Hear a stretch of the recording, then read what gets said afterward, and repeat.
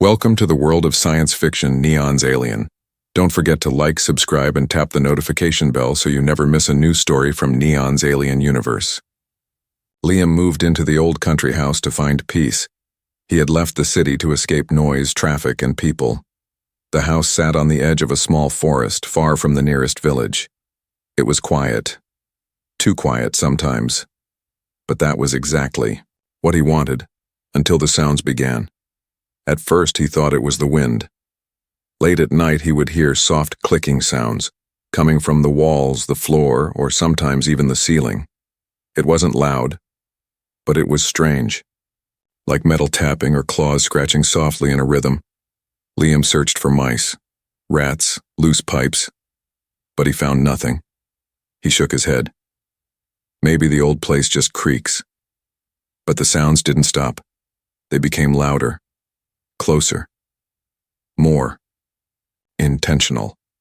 One night just past midnight, he was reading near the fireplace when the clicking started again. Only this time it was directly behind him, inside the wall. He froze, then slowly stood and pressed his ear to the wood. Click. Click. Pause, then a soft thump. His heart beat faster. He followed the sound step by step to the hallway. The clicking moved too, like it was crawling along with him, inside the walls. When it stopped, it was near the basement door. Liam had only gone into the basement once before. It was cold, dusty, filled with broken shelves and old furniture. Nothing interesting. Now, as he stood above the basement steps, he felt something different. Not fear, but something close to it. Still, he grabbed a flashlight, opened the door, and started walking down slowly. Creak. Creak. The wood groaned beneath each step. When he reached the bottom, he scanned the light across the room. Everything looked normal, but the clicking was louder now. Then, he saw it, behind the furnace. A metal panel. It didn't match the wall. It was newer. Clean. Almost hidden.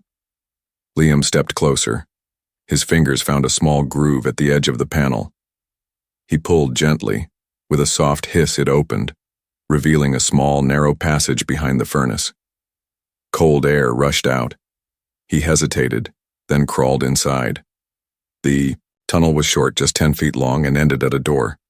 A strange door made of metal, smooth, no knob, just a round plate in the center. He reached out. As soon as his hand touched the plate, it lit up with a blue glow. The door clicked, and slowly, it opened. Inside the room was not empty. A figure stood in the corner, tall, thin, wrapped in a dark, silver cloak. Her skin was pale blue. Her hair glowed softly. Her eyes, wide and frightened, stared at him, and behind her was a child, smaller, same skin, same glowing hair. The child clung to the woman's leg, shaking. Liam's mouth opened, but no words came. He had seen alien images on the net, on TV, in history books, but never in real life. The woman raised her hand slowly. Please, don't call them. Her voice was weak, tired, but her words were clear. Liam held up both hands. I'm not going to hurt you. The woman stared at him. Her body trembled. The child looked at him too, big silver eyes full of fear. Liam stepped back. You're hiding here? The woman nodded. Yes, we have nowhere else. He looked around the small room. There was a blanket, a box of crackers, a water jug, and a few tools that looked half alien, half human. How long have you been here? 3 weeks, she whispered. Why my house? She hesitated, then said something that made his skin crawl. Because the one who lived here before you helped us once. Liam's heart pounded. The house had been empty when he bought it. The seller said the last owner had disappeared. Now he wondered if that person was still alive, or if they had been taken. He looked at the woman and the child. They were weak, hungry, but not dangerous. They looked like a mother and son, not soldiers. What's your name? He asked softly. She hesitated. Valari, And the boy? Tico. He looked down at Tico, who hid behind her legs but peeked up with glowing eyes. "I'm Liam," he said, "and I won't tell anyone." The woman's lips trembled. She nodded. "Thank you." But as Liam turned to leave the hidden room, something blinked behind a pile of crates. A small device. Red light. A tracker. His stomach dropped. He looked at Valari. "Did anyone else know you were here?" She turned, pale. "No, but we took that box from the forest. It might be." The tracker beeped, and somewhere, far away, a signal was sent. Liam stared at the blinking tracker, tiny, silver, hidden behind old crates. It had a single red light, blinking every 2 seconds. Someone, or something, was watching. He picked it up carefully. "How long has this been active?" Valari stepped forward, holding Tico close. Her face had gone pale, lips tight with fear. I didn't know it was there. We found the box in the forest. It looked like human tech. I didn't think—" The red light blinked again. Liam shut the tracker off, but it was too late. He already knew. Whoever planted it already had the signal. Back upstairs, Liam paced his kitchen. Valari sat at the table, her son curled up in her arms. The alien boy was too quiet for a child. His eyes never left Liam. Curious, watching. Liam poured a glass of water and handed it to Valari. Her hand shook slightly as she took it. "You said someone who lived here helped you," Liam asked. "What do you mean?" Valari took a slow sip before speaking. "A man. A scientist. He wore white clothes, always smelled like metal. He came to the crash site, helped pull us out. He was kind. He said we could trust him." Liam's throat tightened. "My house used to belong to a man like that. Professor Harlan Grant. I thought he disappeared." Valari nodded slowly. "He tried to help us leave Earth, but before he could, they found him. Soldiers, black armor. They took him away." Liam closed his eyes. "So that's what happened." Grant hadn't vanished. He had been silenced. Valari continued, her voice low. "He told me this place was shielded. He had built something into the walls to block tracking signals. But after he was taken, I had to stay quiet. I didn't know what else to do." "And the boy?" Liam asked, glancing at Tico. She looked down at her son. "He was born on the ship, but his body is weak here. The gravity, the air. It hurts him." Liam leaned forward. "What does he need?" "A mineral. From our world. It doesn't exist here. Without it, he will fade." Liam stood. "We'll find something. We'll figure this out." She looked at him in surprise. "You believe me?" "I believe what I see," Liam said. "And right now, I see a mother doing everything to protect her child." Suddenly, Tico made a soft sound, a high-pitched hum. Valari's eyes widened. She stood quickly. "He's overheating." Liam watched as her hands moved fast over the boy's body. She opened a small pouch on her belt and pulled out a glowing crystal, dim and nearly burned out. She pressed it against Tico's skin. His breathing slowed, but his small body trembled. Liam looked around his workshop, then back at Valari. "I might have a way to charge that crystal." She blinked. "You do?" "I've worked on drone batteries, some alien salvage tech. I'm not a genius, but I fix things." In the basement, Liam laid the crystal on a flat charging plate made from old scavenged parts. He adjusted the settings carefully. Valari held Tico in her arms, whispering softly to him in her language, gentle, musical sounds. Liam connected a solar surge converter and watched the charge bar slowly rise. "It's working," he said. "Slowly, but it's holding." Valari looked up, eyes glassy with emotion. "You're helping strangers," she said, "even when it could get you killed." Liam replied quietly, "You're not strangers anymore." That night, Liam sat alone on his couch staring at his front door. His mind raced with questions. Why were they being hunted? Why had the government hidden this? Why had no one spoken out? Then he remembered something Professor Grant once told him, before he vanished. Sometimes doing the right thing doesn't make noise, it just makes change. Liam looked toward the basement door, where Valari and her son slept safely behind the furnace wall. He made a decision. He wouldn't turn them in. He'd protect them, even if it cost him everything. But miles away, in a quiet operations bunker. Red light blinked on a monitor. An officer stepped forward and narrowed his eyes. "We've got movement coordinates locked," he tapped a screen. "Send the team." The wind outside blew harder that morning. Clouds rolled over Liam's small house, gray and heavy, as if the sky knew something big was about to be uncovered. Liam stood in the attic, flashlight in one hand, toolbox in the other. Dust floated in, the air. He wasn't looking for ghosts. He was looking for answers. Valari had told him that Professor Grant, the man who once owned this house, had helped her escape years ago. Now, with government agents likely closing in, Liam needed to know what else Grant had hidden here. Tico's crystal was holding a charge but fading fast. Valari was tired too. She hadn't slept well in days. They couldn't run blind. They needed a plan. And maybe a secret from the past could help. In the far corner of the attic, behind old books and a broken fan, Liam found it. A metal box. Heavy. Locked. Deep blue. About the size of a small suitcase, no handle, no hinges. Just a flat top with a strange circle carved into the surface. He ran his fingers over it. It felt warm. And then, it pulsed once.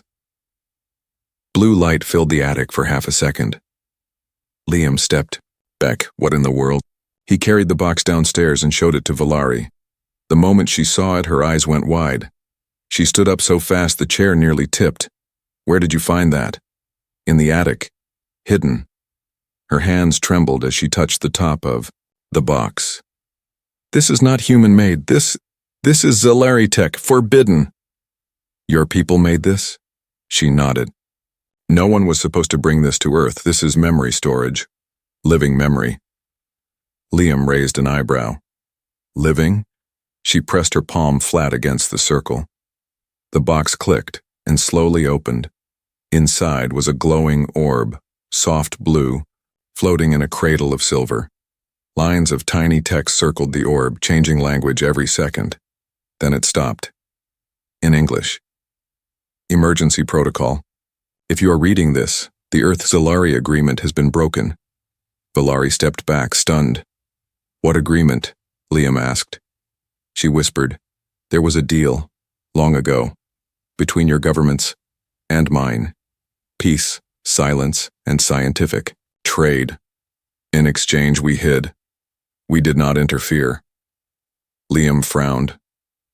"I've never heard of that." "You weren't supposed to." The orb glowed again. A projection appeared in the air. Professor Grant, standing in a lab. His voice played softly. "If I disappear, it means the deal is collapsing. I've hidden survivors in safe houses across Earth. Some of them are mothers. Some are children born here. They're not soldiers. They're not spies. They're people. Protect them. If this message reaches a human, and you still believe in what's right, help them get to the launch site." The video ended. The orb dimmed. Valari sat down slowly. "Tico, he's not just a child, he's part of something larger. Something they want to erase." Liam felt cold all over. "They're not just hunting you. They're trying to erase proof." She nodded. "Proof that we lived here, that we trusted you." Liam looked at the orb, then at the blue box. "Then we're not running anymore," he said. "We're delivering this." She looked at him sharply. "That will make you a target." "I already am." Later that evening, Liam opened a panel in his garage wall. Behind it, he found an old map, sealed in plastic. It showed multiple marks across the country. But one stood out, circled in red ink, labeled Site Echo 7, Emergency Launch System. Valari leaned in. "That's where the old ship is." Tico coughed weakly from the other room. They didn't have much time. Outside, far across the fields, dark shapes moved. Silent vehicles. Men in black suits. One of them tapped his earpiece. Visual confirmation. House matches. Permission to engage? Voice replied coldly through static. Capture the woman. Erase the rest. Inside, Valari packed the blue box with trembling hands. Liam loaded food, wires, and tools into a bag. Tico slept wrapped in a thick coat, pale but breathing. They would leave by dawn, but none of them knew if they would ever see home again. The wind stopped. The air outside Liam's house felt too still, too quiet, as if the world was holding its breath. Inside, Liam zipped the last of the supply bags. Valari held Tico close in a sling across her chest, wrapping him in soft cloth to keep his body warm. His breathing was slow, shallow, but steady. The blue memory box was now locked inside a shock-proof container Liam had built years ago to protect delicate circuits. It wasn't meant to carry alien secrets. But now, it carried everything. Liam peered through the blinds. Black vehicles lined the dirt road outside his property, unmarked. Silent. 4 figures stepped out, tall, stiff, and wrapped in dark coats, their faces covered in silver-visored helmets. No badges, no lights, just silence. And then, one of them pointed at the house. Liam's heart raced. "They're here," he said. Valari didn't speak. She just reached for the hidden pistol strapped to her side. It was small, alien, and old, barely functional. Liam looked at her. "We're not fighting them. We're outsmarting them." She nodded, though her eyes never left the window. He led them down into the basement, then into the hidden room behind, the furnace. "Tico can't move fast," Valari whispered. "Even if we get out, we don't need speed," Liam said. "We need confusion." He tapped a keypad near the wall, activating a failsafe he had rigged just hours earlier. Above, the basement lights flickered on. Old speakers screeched with static. Blinds rolled open and shut. The garage door began slamming open and closed. The whole house became a trap of noise and motion. "They'll think we're still inside," he said. Through a narrow crawl space, they slipped into the woods behind the house. Liam carried the supplies. Valari carried her son. The memory box was strapped tight to Liam's chest beneath his coat. As they entered the forest, boots thudded against the front steps of the house. The agents kicked the door in. Thermal scan, 2 signatures inside. One of them said, another nodded. "Prepare capture." They stormed the house, room by room, flashlight beams slicing through smoke and flashing lights. Basement door breached, but in the hidden room, only heat packs and 2 dummies lay under blankets. "Decoys," one agent snapped. "They're gone." The lead officer looked at the tracker interface. "Still have the blue box's last ping. That direction." He pointed toward the forest. "Move. Now." Back in the woods, Liam and Valari moved quickly between trees. Branches cracked underfoot. Cold air stung their lungs. Liam looked at her. "We have to split up. I'll draw them toward the east ridge. You go west, toward the highway tunnel." "No," Valari said sharply. "You'll be caught." "I've lived here all my life," he said. "I know these woods. I can lose them." He took the memory box from his chest and handed it to her. "This belongs with you." She hesitated, then took it, eyes locked with his. "You're braver than most of my kind," she said softly. "And you're stronger than most of mine," he replied. They split. Liam crashed through the brush, leaving a trail on purpose. The agents spotted him fast. "There, moving northeast." Red beams cut through the trees. He dodged one, barely missing a fallen branch. His foot slipped in mud, but he kept going. All he needed to do was keep them looking at him. Valari moved silently through a dry creek bed, holding Tico tight. He whimpered in his sleep, his little chest glowing faintly with the dying crystal light. She held the box close to her heart, whispering prayers in a tongue no human knew. Meanwhile, Liam led the agents straight to the base. of the cliffs. He climbed higher and higher, boots scraping against rock. Behind him, shouts echoed. "Stop! Drop the package!" But Liam didn't stop, because he no longer had the package. Finally, he reached the ridge. One wrong step would mean death. He raised his hands. "Looking for this?" he shouted, holding up a decoy tracker. The agents hesitated. He tossed it off. The cliff. They ran to the edge, and by the time they realized it was fake, Liam was gone. Back in the woods, Valari reached the old tunnel entrance. An iron gate stood in her way. She pressed her hand to the alien pad just behind it. It glowed blue. The gate unlocked. She stepped inside the darkness with her son in her arms, and the box clutched to her chest. Behind her, the woods fell silent again, but ahead was hope. The tunnel was cold. Old concrete walls stretched into the darkness, cracked and damp. Thick roots curled down from the ceiling like sleeping snakes. Valari moved carefully, her feet silent on the mossy floor. Tico's head rested on her shoulder, glowing faintly with fever. His crystal had dimmed to a soft, weak flicker, barely enough to keep his little heart beating. The blue memory box was strapped to her back now. Every few steps she checked to make sure it was still there. She had escaped the house, survived the forest. But this tunnel, this was their last path to freedom. Far behind her, the agents were still searching. But Liam's plan had worked. He had drawn them away, risked his life so she could carry the truth forward. Valari didn't want to think about what might be happening to him now. She focused only on Tico. "Stay with me, little star," she whispered in her native tongue. "We're almost there." At the end of the tunnel, rusted steel doors blocked her path. They were huge, solid, but faded alien runes were carved across them. Zalari Tech. Valari placed her palm against the central rune. For a long moment, nothing happened. Then, click. The doors creaked and groaned as they split open, revealing a vast underground hangar. Inside, covered in dust and vines, sat a small spacecraft, sleek, silver, and shaped like a crescent moon. Her eyes widened. "This is it," she breathed. Echo 7. She ran inside. It was cold, lifeless. But she knew what to do.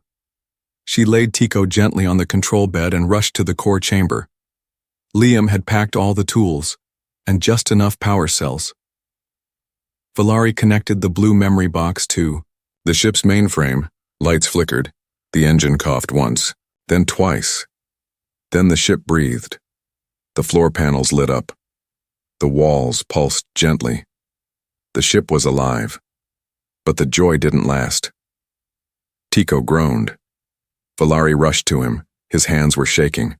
The light from his chest crystal had almost vanished. She tried to connect a feed from the ship's core to his body, but the interface wouldn't recognize him. "No," she whispered. "Please, he was born off-world. He should still register." Nothing. She looked around, heart pounding. Then she saw it, a locked med capsule near the back of the ship. Inside was a sealed case. Alien script glowed faintly on the lid. "For the child who carries both worlds." Her breath caught. She opened it. Inside was a small, glowing orb. Pure Zalari crystal, whole and humming. She quickly removed the fading shard from Tico's chest plate and replaced it with the new one. For a second, nothing happened. Then, Tico's body glowed. Warm golden light spread through his veins. His fingers curled. His eyes fluttered open. "Mama?" Valari laughed through tears. "I'm here," she said. "You're safe now." But safety never lasted long. An alarm sounded, not from the ship, from outside.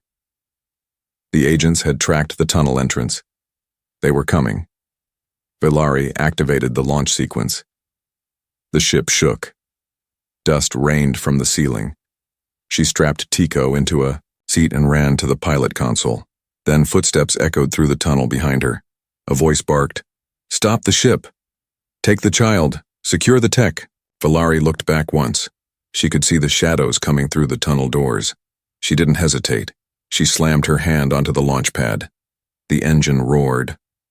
Fire filled the hangar, and the ship blasted upward, through an old shaft, long hidden beneath layers of stone.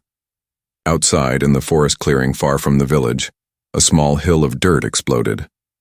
A hatch opened, and the silver ship shot out, slicing through trees and vanishing into the clouds like a star returning home. Down in the tunnel, the agent stood staring at the open shaft. Too late, too slow. Above, the ship soared higher. Inside, Valari held Tico close as he looked out the window, wide-eyed. "We did it, Mama." She smiled. "Not just us." She looked at the stars and thought of the human who had given up his home, his peace, and maybe even his life, so they could fly. Liam woke up in darkness. His head throbbed. His clothes were wet with sweat and mud. Somewhere above, birds chirped and branches swayed gently in the wind. He wasn't dead. Somehow he had escaped the agent and the fall. But as he sat up in the shallow ditch beneath the ridge, pain screamed through his ribs. He winced, checking for broken bones. None, just bruises. His first thought wasn't about himself. It was Tico and Valari. Had they made it? Hours passed before he found a working road. He limped toward a small, abandoned gas station. The place had no power, no signal, but in the corner sat a public phone, old and dusty, yet still functional. Liam reached into his boot, pulled out a small card with a number written in fading ink, and dialed. 1 ring, 2, then a voice answered. Raspy. "Tired. If you're calling this number, you're in more trouble than you understand." Liam coughed. "I'm the one your brother trusted?" A pause. Then the voice changed. "Come to the farmhouse. Bring nothing. Come alone." The farmhouse stood on a quiet plain, surrounded by tall yellow grass. It looked harmless, like the kind of place where someone would grow apples and read books. But Liam knew better. This was where Dr. Grant's brother, Silas, had gone into hiding. And this was where more secrets waited. Silas opened the door. Gray, beard, one eye replaced with a scanning lens, a limp in his walk, but he held himself like a man who once knew war. "You're Liam," he said. "Grant told me about you before he disappeared." "He didn't disappear," Liam said quietly. "He was taken, probably killed." Silas nodded slowly, without surprise. "And you found the girl, didn't you? The one with the child?" Liam's jaw tightened. "You knew about her?" "I helped design the ship she left on," Silas said. "Years ago." He turned and walked deeper into the house. Liam followed. Downstairs, the walls were covered in maps, diagrams, and photos. Alien language, star charts, DNA strings, images of hybrid children. In one frame was a picture of Valari, younger, smiling beside Grant. "She was one of the first," Silas said. "One of the peaceful ones." Liam looked closer. "She was part of..." "What exactly?" Silas sat down, sighing. "There was a secret treaty, Liam, years ago. Earth governments agreed to protect certain alien families in exchange for knowledge, medicine, energy tech, silent cooperation. We called it the Human Zalari Refuge Project. Your father was part of it." Liam blinked. "My father? No. He died when I was a baby. He was an engineer." "A cover," Silas said. "He built safe houses, communication tunnels, escape paths. Your house? That wasn't random. It was a final relay point." Liam felt cold. "Why didn't anyone tell me?" "Because we were never supposed to exist," Silas said. "The treaty fell apart. One side got greedy, the other got scared. They started cleaning up loose ends. That's why your father disappeared. That's why Grant vanished. And that's why they'll keep hunting anyone connected to it." Liam sat in silence. For a long time, his whole life, he had been living in the middle of something hidden, and now he was part of it. Silas finally spoke again. "There's one more thing." He opened a locked drawer and took out a dusty notebook, thin, leather-bound, and burned at the edges. He handed it to Liam. Liam opened it slowly. Inside were sketches, blueprints, coordinates, and a letter addressed simply, "To my son, in case I'm not there." Liam's eyes blurred as he read. His father had left behind plans to build a communication tower, one that could reach off-world frequencies, hidden inside mountain rock, a way to call the stars, a way to bring help. Liam closed the notebook. "They're gone," he said. "But if I can get a message out, if I can tell the truth." Silas nodded. "You can change everything." Liam looked up. He thought of Valari's tearful smile. He thought of Tico's tiny voice whispering, "Thank you." He thought of a silver ship flying into the clouds, and he made a vow. "I'll finish what my father started." The stars shimmered above the mountains. Liam stood on a rocky ledge, wind cutting across his face. In front of him, the tower was almost complete. 20 feet tall, made from scrap metal, power cells, and forgotten parts. What once was a junk, collector's dream, was now Earth's only bridge to the stars. He tightened the last bolt, wiped the sweat from his forehead, and stepped back. It was time. He pressed the button. A soft hum filled the air. The tower lit up in pulses. Blue, then green, then white. A signal shot into the sky, invisible but strong, carrying a message wrapped in memory, powered by the blue box Valari left behind. It wasn't a call for help. It was the truth. Who they were, why they came, and what humans had done, good and bad. Far above, past satellites and dust, the signal reached the stars, and somewhere in deep space, someone heard it. 3 weeks later, Liam sat on the steps of the house he almost lost. His ribs had healed. The agents hadn't returned, not openly, but he knew they were still watching, waiting, hoping the signal would disappear. But it hadn't. And Liam didn't hide anymore. A soft vibration buzzed in his jacket pocket. His comm link, cracked and old, blinked with a message. "Landing detected. Coordinates locked. You'll want to see this." Liam stood quickly, heart racing. He knew where. He ran. The clearing near Echo 7's old tunnel looked empty, until a shimmer appeared in the air. Then, out of nothingness, a ship uncloaked. Sleek, clean, quiet. Its ramp lowered. Dust rose. And there, standing, at the top, was Valari. Her eyes lit up the moment she saw him. She rushed down, arms open, and for the first time, hugged him. "I didn't think I'd see you again," she whispered. "I knew you'd find a way back," he said, his voice shaking. Then, he saw him, Tico, stronger now, standing on his own, a faint golden glow under his skin. He ran to Liam and hugged his waist. "You fixed it," Tico said. "Mama said you helped fix everything." Liam laughed. "I just turned on the lights. You two lit the way." Valari smiled. "We found others, families like mine, hiding on moons in dark ships. When your signal reached us, they followed it like a beacon." She opened a small case and pulled out a black badge with silver etching, a star inside a star. "This is yours." Liam shook his head. "I'm no leader." "No," she said softly. "But you are family." That night, by the old campfire, Valari and Liam talked while Tico played with a floating orb toy. She told him of safe worlds, of hidden allies, of what would come next. "Change is slow," she said.